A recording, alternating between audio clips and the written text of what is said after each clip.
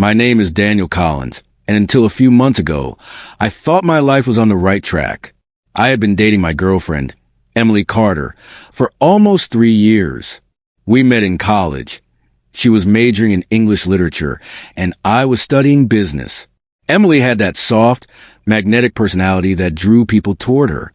She was kind, funny, and when she looked at you with her green eyes, it felt like you were the only person in the room. I was convinced she was the one. We had our ups and downs like any couple, but overall, things felt steady. I had started working at a finance firm after graduation, and Emily was teaching part-time while finishing her master's degree. We talked about moving in together once her program was over, maybe even getting a place in the city. I was saving up, try to build something solid for both of us.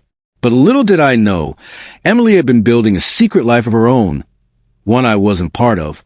It started with small things, the kind you'd brush off if you trusted someone. Emily became more protective of her phone. She used to leave it lying around without a care, but suddenly, it was always in her pocket or face down on the table. If a message came through, she'd tilt the screen away. I try not to let my mind spiral, but you notice patterns when someone you love starts acting differently. She also grew distant. Some nights, she'd cancel plans, saying she was too tired or had grading to finish. Other times, she said she was meeting classmates for study sessions. I believed her, at least at first, because Emily wasn't the type to lie. Or so I thought.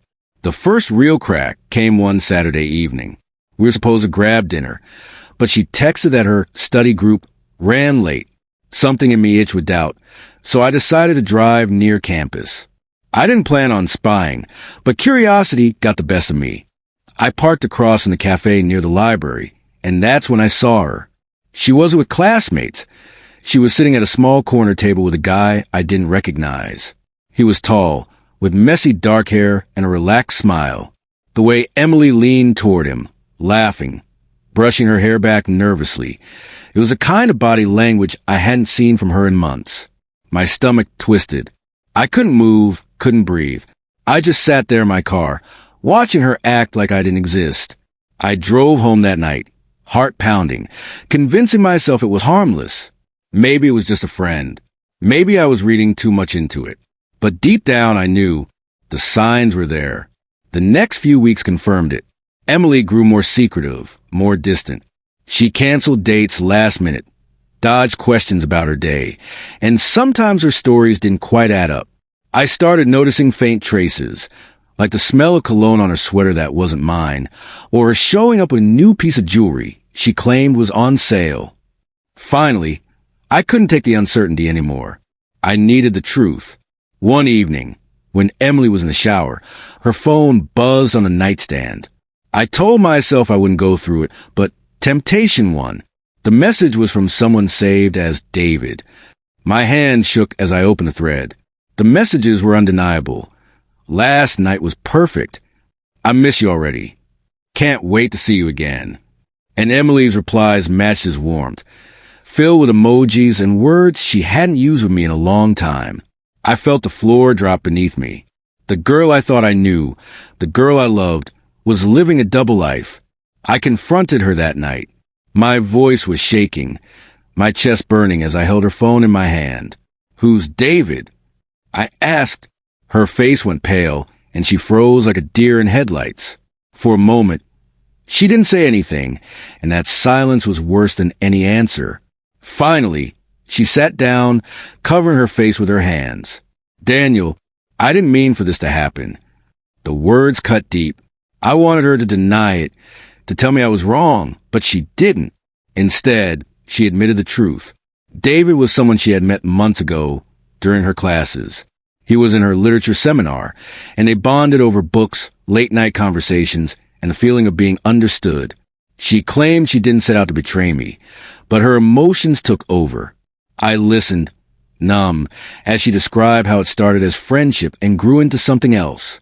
I couldn't wrap my head around it.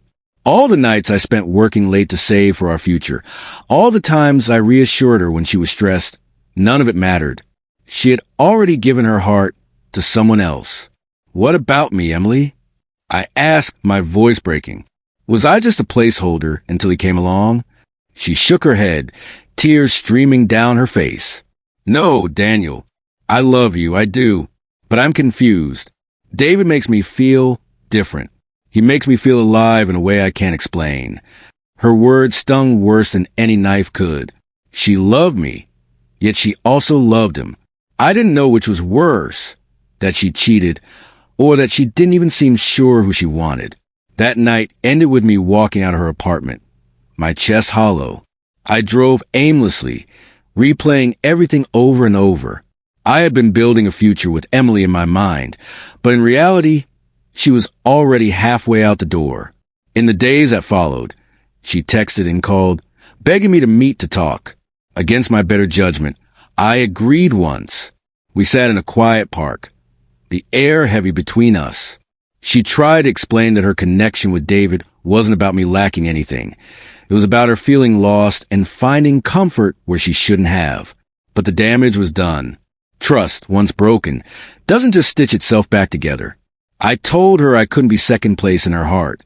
I couldn't fight for space against another man when I had given her all of me. She cried, saying she didn't want to lose me. But I stood firm. Walking away was the hardest thing I've ever done. But staying would have been harder.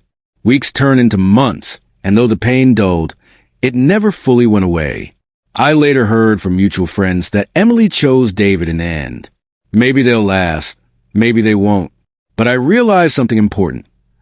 Love should never make you feel like you're not enough. My girlfriend's secret love story with another man shattered me, but it also taught me resilience. I learned that loyalty can't be forced, and sometimes letting go is the only way to find peace. Even now, when I think of her, there's a mix of sadness and acceptance. She was a chapter in my life, not the whole book. And though that chapter ended in heartbreak, it pushed me to turn the page. Somewhere down the line, I know there will be someone who chooses me wholeheartedly. And when that day comes, I'll be ready